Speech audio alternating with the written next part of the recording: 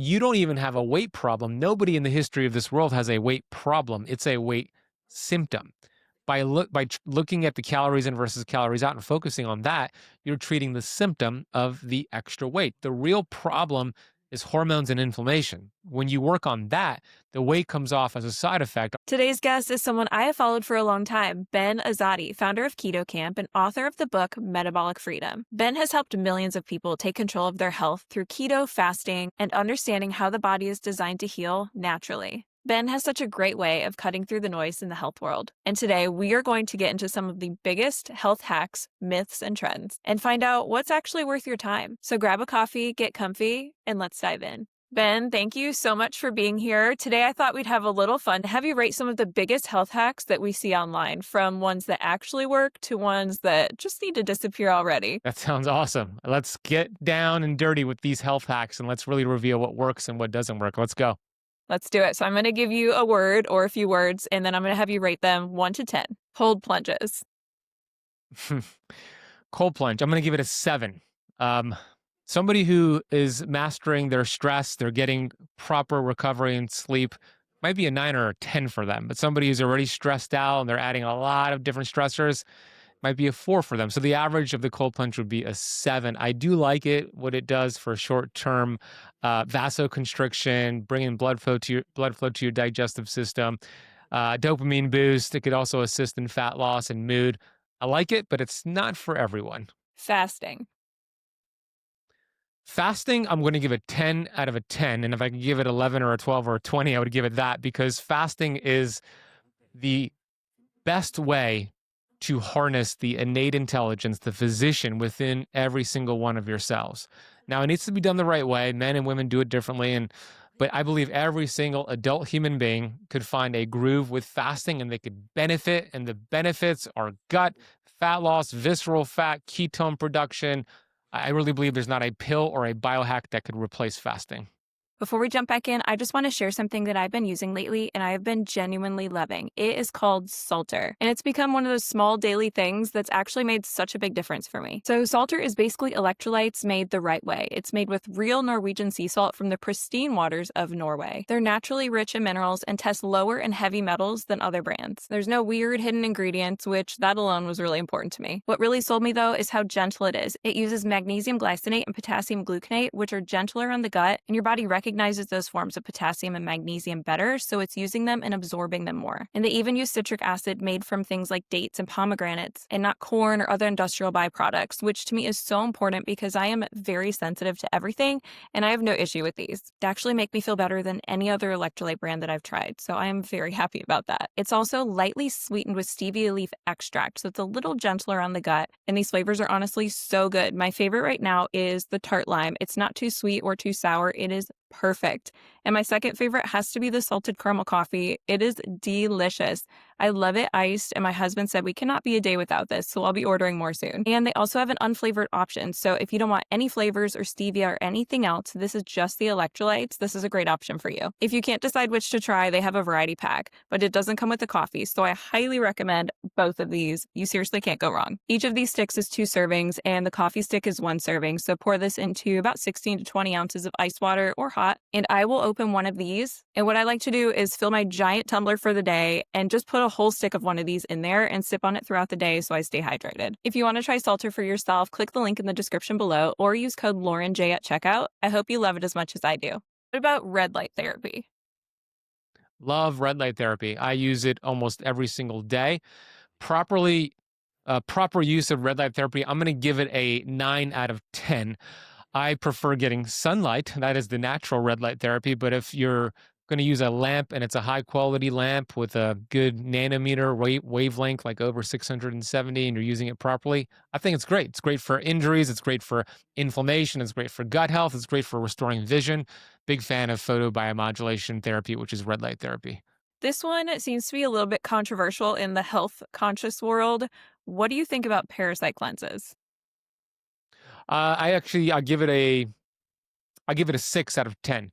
I've seen it transform a lot of my clients' lives in the past, and I've heard others it's changed their life. But The reason I don't give it a 8 or a 10 is because usually parasites are opportunistic and there's something else upstream before the parasites, like heavy metals or mold. So if we just ignore that and go right for the parasites, you're missing the most important thing. So that's why I don't give it a 10 or a 7, but I think a solid 6 when done right at the right time. What about supplements? So I was talking to Dr. Berg, and he said that there's a protocol that magnesium and D3K2 can heal almost any autoimmune disease with the right diet. What are your thoughts on supplements in that aspect? I'm a big fan of supplements. If you looked at my pantry in my kitchen, it looks like the vitamin shop. However, the way that I've used, so I give supplements an 8 out of 10.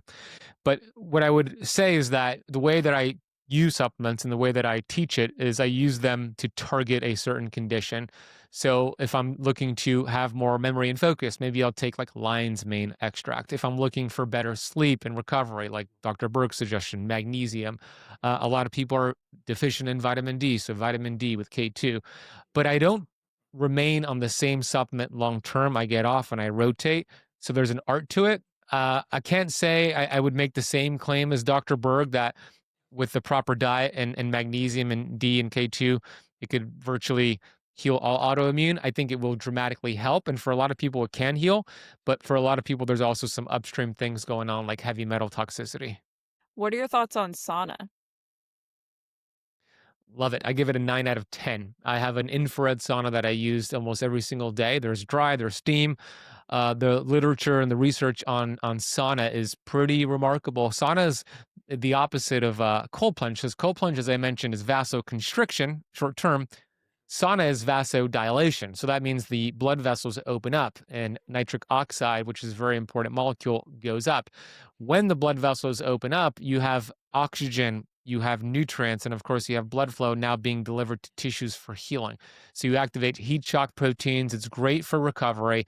It's great for inflammation. It's great for autophagy, mitophagy, especially when you do a sauna session in the fasted state, you'll get even more benefits. But you'd always overdo sauna as well. So you got to make sure you're recovering from it. So I'm a big fan of it. I give it a 9 out of 10. Now, this next one, it looks like you may already be using, but thoughts on blue light blocking glasses? Yes, Lauren, I am using them right now. If you're around artificial light, like I am recording content all day, I'm giving it a 10 out of 10. If you're not really around artificial light, you don't really need to use them during the day. If you're out in nature and really no need for it. But for me, and I know probably for you, Lauren, you're around screens, you're recording. Right. The reason why I give it a 10 out of 10 personally is because I've noticed on days where I'm not wearing my blue light blocking glasses and I'm around all this light, I feel it. I feel it a few hours in. So by wearing these blue light blocking glasses, it's filtering out the junk light so my brain doesn't have to do it. The analogy that I always give is like if you looked at my browser tab here, I tend to have a lot of browsers open, things that I say I'm going to go back to, but I just forget. So sometimes it could accumulate to like 90 plus little tabs open in my browser. What happens when that is the case? Well, this computer starts to slow down. It's the same thing with the brain. When we have all the stimulation and artificial light and the brain has to filter it, your processing speeds slow down. So by wearing blue light blocking glasses, it's like taking the 95 tabs down to 5 tabs. Now you're going to run more efficiently because the glasses are filtering out the junk light, not my brain. So I'm a big fan of blue light blocking glasses. And then that's during the day. At night, you could also wear it, especially an hour before bed, especially if you have screens around you, and that helps produce melatonin, lowers cortisol. So as you can see, I'm a big fan. Yeah, that makes sense. I should probably order some because as a mom, I'm busy and I'm also on screens all the time and I need all the brain function that I can get. So I should Yes. probably If you get do some for order myself. it and start wearing it, I want to know if you notice the difference. You tell me. Definitely, I will. Okay, last one for rating. What are your thoughts on the carnivore diet? I love the carnivore diet. However, I might have a different approach and a different perspective than your other previous guests. I'm going to give it a 10 out of 10 short term, and I'm going to give it a 5 out of 10 long term. And that's probably the different perspective in the carnivore diet. Uh, Personally, I'm in carnivore. I'm doing carnivore 90% of the time. My weekdays are carnivore, weekends are not carnivore. Somebody has autoimmune, somebody has insulin resistance, diabetes, they should stay on it until they start fixing some of those things. However, I just don't believe we should be carnivore for the rest of our lives. I think we should fix the metabolism, fix the gut, And those plant toxins that are an issue for a lot of people, once you heal the gut, you could bring back some vegetables. And like for me, I could bring back certain vegetables in the past. I was not able to tolerate them. So short term, I love it. I feel incredible. We have an event coming up in a few days where Lauren and I are going to meet in person. I'm doing a keynote. I'm going to remain in carnivore until I'm done with my keynote because I want to feel great. You're in ketosis. You feel amazing. It fixes the gut. You get rid of these anti-nutrients. It's phenomenal for autoimmune conditions. I love it. 10 out of 10. Short term. What I mean by short term is 30, 60, 90 days. Anything longer, I think, depends on the person's condition, but I don't like the idea of doing it for years. And I know that's a little bit different than previous guests you've had.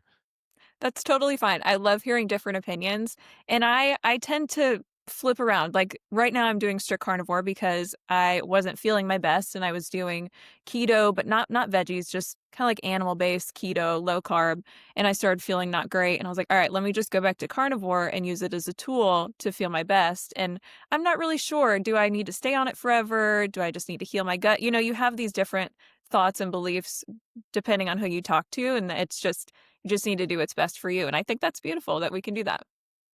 100%. I agree. It's so custom to the individual. And that's, the way I feel about it, that might change in the future, right? But I think for a lot of people who are doing carnivore long term and thriving, keep doing it. Like, don't let me persuade you otherwise. Like, if you feel Yeah, great, your labs look great, keep doing it. Don't listen to me. But if you feel like, I've been doing it for quite some time and I really don't notice those benefits anymore, it might be time for a change.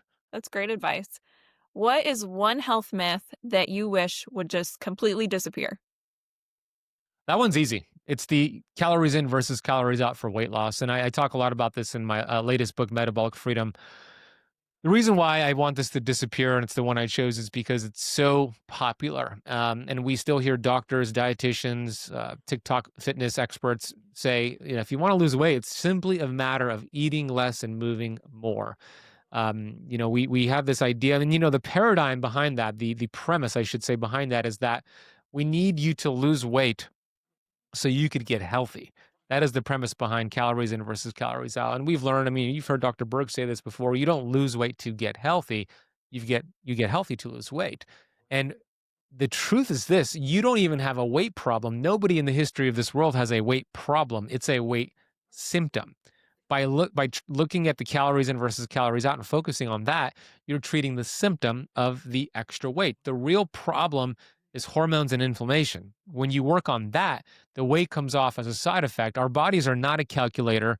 We're not a math equation or a bank account. We're a very beautiful, complex chemistry system. And if you consumed 500 calories of a piece of steak, grass-fed steak cooked in butter, versus 500 calories of brownies, same calories, different response. It's about the metabolic response. The brownies will cause a big glucose and insulin spike, put you in a fat storage state. You're going to feel very hungry a few hours later. The grass-fed steak, you're going to feel full and satiated, and you can continue fasting if you want. Very different hormonal response. So that's a myth we need to just get rid of. I taught it for many, many years, 17 years ago. I realized I was doing my community a big disservice. So it's not about calories, it's about hormones and inflammation. I love that. You heal the body and it kind of takes care of itself. That's great. 100%. What is something that actually works that most people ignore because it's too simple or too boring? There's a lot. Ooh, okay. First thing that came to mind is mouth taping. Mouth taping before bed. And let me explain why, because it sounds kooky and weird, but when we sleep, we want to be breathing through our nose. That is where you get deep fat burning sleep. You get REM sleep, where your body detoxifies, consolidates memory. And when you breathe through your nose, your body produces nitric oxide, which is very important for, described it earlier, vasodilation, cell signaling. So many people breathe through their mouth when they're asleep, and they don't know it. They might wake up, and although they were in bed for 8 hours, they feel like they were not well rested. They might have a dry mouth. And I was a chronic mouth breather. A lot of people are chronic mouth breathers. So I started to mouth tape. And it's a simple adhesive. There's companies out there that sell mouth tapes, but it's a simple adhesive you put over your mouth, and it trains you over time to breathe through your nose. And when you do this, it sounds simple, it sounds weird, but when you do this consistently, you get more deep sleep. And by the way, you burn more fat during deep sleep than in the gym. You get more REM sleep, which is important for memory and mood, and you wake up feeling restored, and you will get more fat loss. As I mentioned, you'll have more energy. Your hormones will also balance out with better sleep because sleep is foundational. So, mouth tape is the thing I would choose. I think a lot of people might have heard of it. It's become a little bit of a TikTok trend sometimes these days, but it does work. And you'll notice a difference over time when you use it consistently.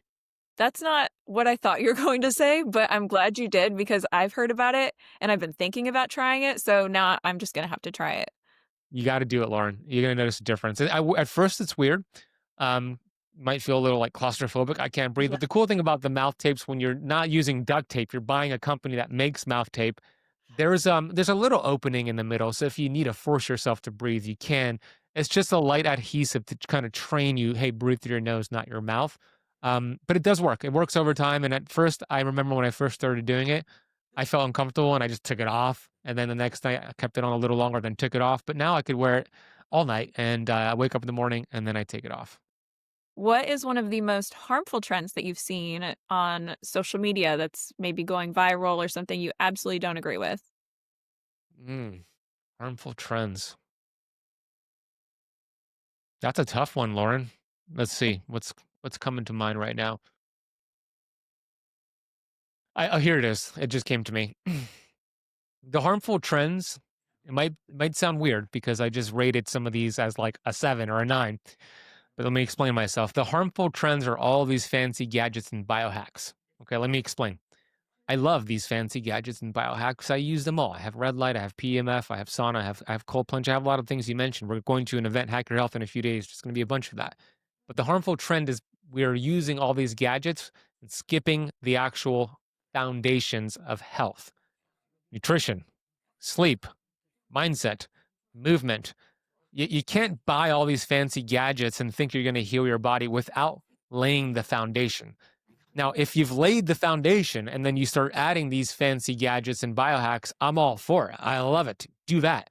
But if you're skipping that because you heard about the PEMF mat or the cold plunge and you're just getting that and you think you're going to get well without doing the other stuff, you are fooling yourself.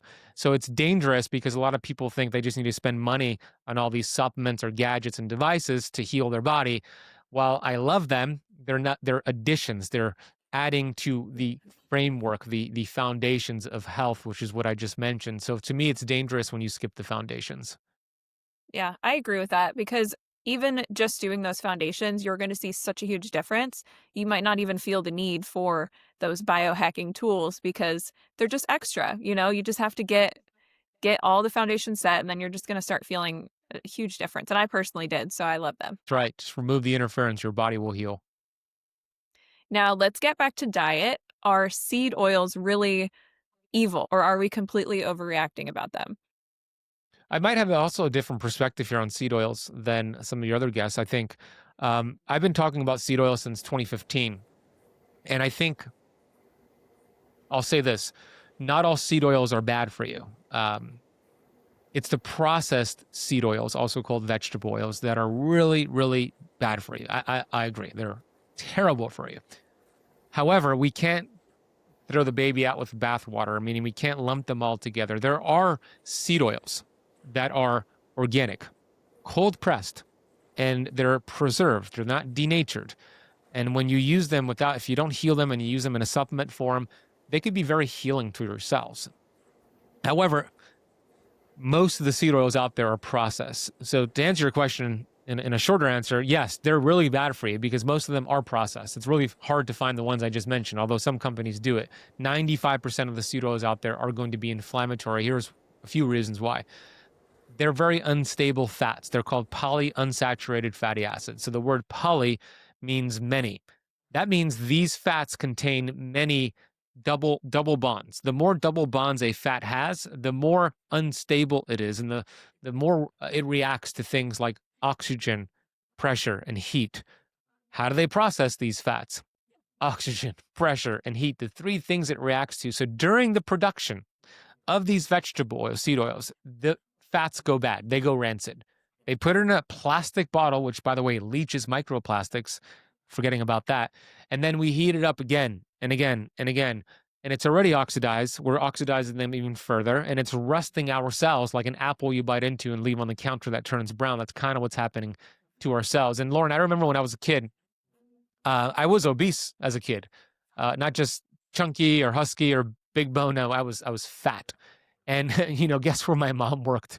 She worked at Kentucky Fried Chicken, and they fry in seed oils. And I remember, by the way, first of all, that's like a cocaine addict's mom working for like the Colombian drug cartel. Not good. And I remember my mom would come home after work and I would hear her and I would say, like, oh, here comes the colonel with my chicken. And she would hand over a bucket of fried chicken cooked in vegetable oil and I would consume it like a feeding frenzy.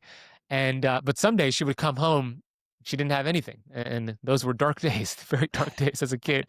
And I would say to my mom, what the heck? Where's my chicken? And she would say to me, Ben, they're still frying in the same oil. And I'm like, okay, what's the big deal? And she would tell me, you don't get it, Ben. It's been 14 days. The oil is supposed to be crystal clear. This oil is pitch black. It looks like motor oil, right? These companies, not just fast food restaurants, but healthy restaurants, fancy restaurants that are cooking in vegetable oil, they're refrying in these oils for days and in some cases weeks. And we have no idea. And the crazy thing about these oils, and I wrote about this in chapter 4 of Metabolic Freedom, there's a process called lipid membrane reorganization, which means when we eat these fats, because our cells are made up of a membrane, a bilayer membrane called the cell membrane, and it's made up of fat. So when we eat these fats, they embed into the membrane, good fats or bad fats. And the lipid membrane reorganization shows that when you eat these fats, the bad fats, they end up in your cell membranes and mitochondrial membranes within hours. Hours. So that old adage, you are what you eat, it's true, and it happens a lot faster than you think. But you might think, okay, my body has detoxification systems. I'm going through autophagy. I'm going through mitophagy. I'm exercising. I could get rid of these bad fats. Can't I, Ben? Can I get rid of them in a few days or a few weeks? No. What about a few months? No. The half-life of these bad fats, it's 680 days, 2 years, which means if you stopped eating them today, 2 years later, half of these bad fats will still be wrapped around your cell membranes and mitochondria, creating chronic inflammation. So they're very, very bad. But I had to give that caveat in the beginning because there are some exceptions with the organic, cold pressed, never heated oils. And if you're doing it that way, that's fine. But the majority of the seed oils out there are the processed variety, and I do believe they are very bad. I actually think they're worse than sugar, and in some cases, worse than smoking tobacco cigarettes. What are these oils that people should look for that you say are safer options? There are 8 of them, and I'm going to add in a 9th one that might shock your audience. So the 8 are going to be canola oil, which is also called rapeseed oil if you live in the UK. Then we have corn oil and cottonseed oil. Then we have sunflower, safflower, and soybean oil. And then we have rice bran oil and grapeseed oil. So those are 8. The 9th one is not a seed oil, but I believe it's as inflammatory as a seed oil. That's going to be fish oil from a supplement. Not a fan of fish oil. It's also unstable. Studies from New Zealand show 83% of fish oil is rancid on the shelf before you even consume it. You might be saying, but I use the best quality fish oil. It's organic. It's tested for heavy metals. That might be true. There's some companies that do it the right way. However, when it enters your body, it turns into a bad fat. It goes rancid. So I'm a fan of eating small fatty fish, anchovies, sardines, salmon. I'm not a fan of fish oil supplementation. And one of the things that I do when I speak at conferences, so I have a keynote coming up in a few days in Hack Your Health. I have a keynote coming up at Meatstock 2026. One of the things I do, I have a seed oil card, which I'm trying to look for on my desk here. Yeah, here it is. So I have a seed oil allergy card. And when I go to restaurants, I tell the server I'm allergic to seed oils, and I show them the seed oil card, and it shows the bad fats, the good fats, and they accommodate. So one of the things I do at my keynotes, and you'll get this on Saturday during my keynote, is I bring one for every single person in the audience. So if you come to Hack Your Health, this might be airing after Hack Your Health, but if you come to Meatstock 2026, you'll get one of these seed oil cards. It works really well, and I've used it at different countries. I was just in Saudi Arabia. I used it there. It worked in Mexico. Of course, it works in the US as well. That's really cool. So things like coconut oil and olive oil, they're completely fine to use? Yeah. So let's talk about the healthier swaps. So I mentioned polyunsaturated fats. That's the bad ones. The good ones are going to be saturated fats. It has 0 double bonds, so it's very, very stable at high heat. That's going to be, to your point, coconut oil, beef tallow, Mhm. butter, ghee, and even lard if you could get a good source, and duck fat. Those are saturated fats. Those are best for cooking and frying, etc. For more sautéing and salad dressings and dips, we have the monounsaturated fats. Those have 1 double bond. That's where the word mono comes from. That's going to be olive oil, real olive oil that's not cut with the seed oil, and avocado oil. So those oils are a lot healthier for your body. That's good to know because some people will say, okay, these are all the bad ones, but what am I looking for when I go? And I know if you're Yeah. carnivore, you kind of know tallow, butter, those are the main ones, but sometimes the other ones are fine. Yeah, I'm glad you brought that up. You're right. Now, if you could only keep 3 health habits for the rest of your life or trends, maybe one of the ones that we've talked about, what would they be? These are tough questions, Lauren. That's so tough. Number one, no food at least 3 hours before bed. I can't tell you how good I feel when I don't eat at least 3 hours before bed. Ideally, no food 5 hours before bed. When I eat too close to bed, when you eat too close to bed, for those watching and listening, you're going to be digesting, not repairing, not detoxifying, not burning fat. So that's something I don't want to give up. I want to keep doing that. I hate late dinners because of that reason. I do 5 p.m. dinners. So that's number one. Number two is going to be a supplement, a very important supplement that we talked about supplements earlier. We didn't bring this one up. This supplement is actually more powerful than the vitamin D, the magnesium, the K2. It's anti-inflammatory. It's called vitamin G. And what it does, it's been shown to lower cortisol levels and raise oxytocin, GABA, serotonin, these amazing hormones and chemicals that help you feel good and calm. Um, Dr. Joe Dispenza has done workshops showing that it actually lowers cortisol and it increases the immune system via the IgA levels. JAMA, I had a study that Harvard did that was published in JAMA recently that looked at 49,275 nurses, a big study. And it showed the nurses who took vitamin G had a 9% reduction in dying from all cause mortality compared to the nurses who didn't take vitamin G, and a 15% reduction of dying from cardiovascular disease compared to the nurses who didn't take vitamin G. There's one more study, and then I'll share where to get vitamin G. A study from Dr. Martin Picard on PubMed looked at caregivers. Now, caregivers have a very tough job. They are giving care for people that are essentially sick and on their deathbed. It's very stressful. And they looked at caregivers, and they looked at caregivers that took vitamin G, caregivers that didn't take vitamin G, and they measured their mitochondrial health via something called the MHI, the Mitochondrial Health Index. And it showed that the caregivers that took vitamin G at night had healthier mitochondrial levels the following morning compared to the nurses who didn't. Okay, your audience now they're already on Amazon looking for vitamin G. Vitamin G doesn't sponsor the podcast. You can't get it on Amazon because vitamin G is vitamin gratitude. It is the feeling of gratitude. All those studies are on gratitude. I call it a supplement because I believe it is, and there's no upper limit. It's free, and that's something I would never give up. So get your vitamin G every single day. That's the second thing. The third thing that I would never give up, it's kind of tied to number one. Actually, let's change it up because I don't want to tie it to, I was going to say sleep, but let's say number one was with sleep. I'd say number three is going to be being outside in nature, like getting movement in nature, whether it's walking or I love playing basketball out in the sun in Miami where I live. But getting out in nature and moving my body, it's something I never want to give up. There's so many health benefits to it: sunshine, nature, calmness, exercise. So those are the three answers. I would say no food 3 hours before bed, vitamin G, and being outside and moving in nature. I love it. Those are great. What is one simple thing that 99% of people could start doing today that would just make the biggest difference? I know you just said 3 huge things for you, but what's something that they could implement today and start feeling better quickly? I would say going for a walk, a 30-minute walk after your biggest meal of the day. Usually it's dinner.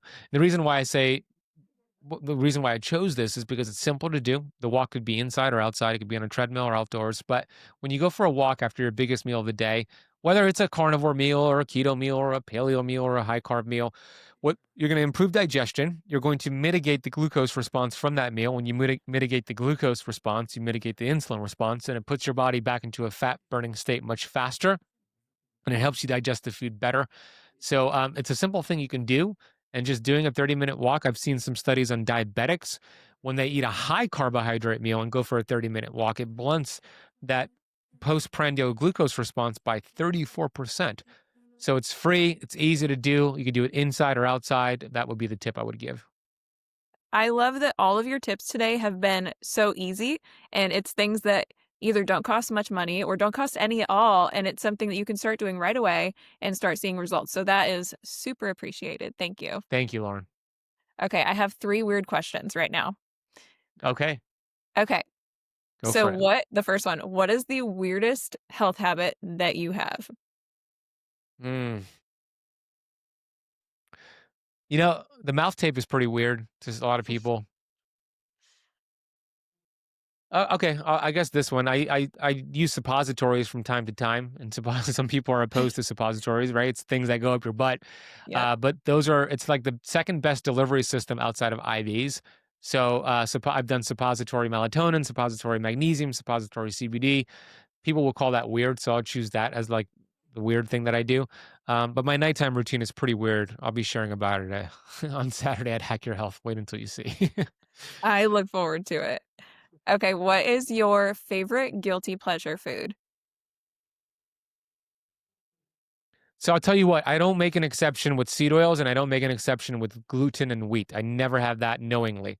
So it wouldn't be that. My favorite guilty pleasure food, my favorite cuisine is Mexican food. So like a gluten-free and seed oil-free burrito or a taco or even like rice and beans and like shredded meat, like anything Mexican cuisine, that's my guilty pleasure. I don't do it often, but if I did do it, if I did feast it up, it would be some Mexican cuisine without seed oils or gluten, but everything else is a go for me.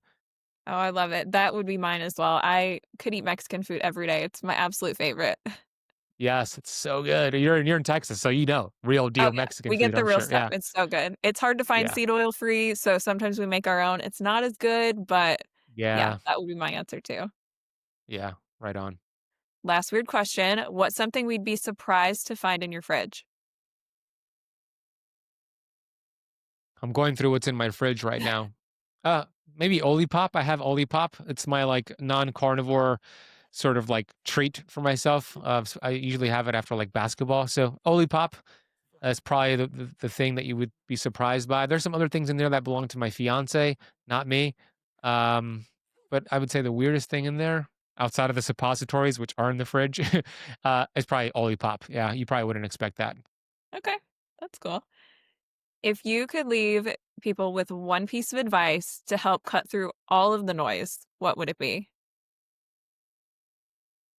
It would be that your body was built to be self-healing. God has built your body to be self-healing. There's nothing really external that you need. It's really more about removing versus adding. And do an audit on all the things you have and your going on in your life, the foods you're eating, the thoughts you're thinking, your environment, anything that you deem to be inflammatory, remove and remove. And as you remove the interferences, the body will heal itself. So it's really not about addition. In a lot of cases, it's about subtraction. And as you subtract, you're going to notice your body will heal. There's no doctor, supplement, chiropractor, shot, whatever it is that could replace the inner physician that God put within your cells right now. And as long as you remove the interference, which is the first step, well, actually, the first step is identify the interference. Second step is remove the interference. The third step is just allow your body to heal itself. So when you have symptoms, a lot of people have symptoms, we view those symptoms as something that we hate. Man, I hate having this brain fog, or I hate being overweight, or I hate having high blood sugar, I hate having diabetes. These are all symptoms. The symptoms are not the problem. The symptoms are the message. The symptoms are your body's check engine light. It's actually a good thing. Pay attention to the symptoms. Do an audit, remove the interference, and then your body will heal itself. That is the best answer. I love that. Thank you. And it's so beautiful as a reminder that it's our body is designed to heal, and it's easy to do. I mean, there are certain circumstances, but for the majority of the people, it's fairly easy to do if you just simplify everything. That's right. Doesn't have to be that complicated, Lauren. You're right. Yeah. Well, Ben, this was such a fun conversation and it was very eye-opening. Thank you for breaking down what's actually worth doing and what's worth skipping. And thank you for your honest answers to my very weird questions. I really appreciate you coming today. I appreciate the weird questions. It was different. It was fun. You're doing a great job with your podcast and YouTube channel. I'm rooting for you, and I'll see you in a few days in Tampa and then in Gatlinburg, Tennessee. You'll be there as well, correct? I will be there. Yeah, I'll be a speaker at Meatstock. I'm so looking forward to it. I love it. We'll share the stage. We'll have a great time. Well, thank you so much, Lauren. Awesome. Thank you, Ben. Friends, if you enjoyed this episode, don't forget to hit like and subscribe for more conversations like this. And let us know in the comments which health trend do you think is overhyped or is actually worth your time. You can learn more about Ben or grab his book, Metabolic Freedom, in the links in the description below. As always, thanks for watching, and I'll see you next time.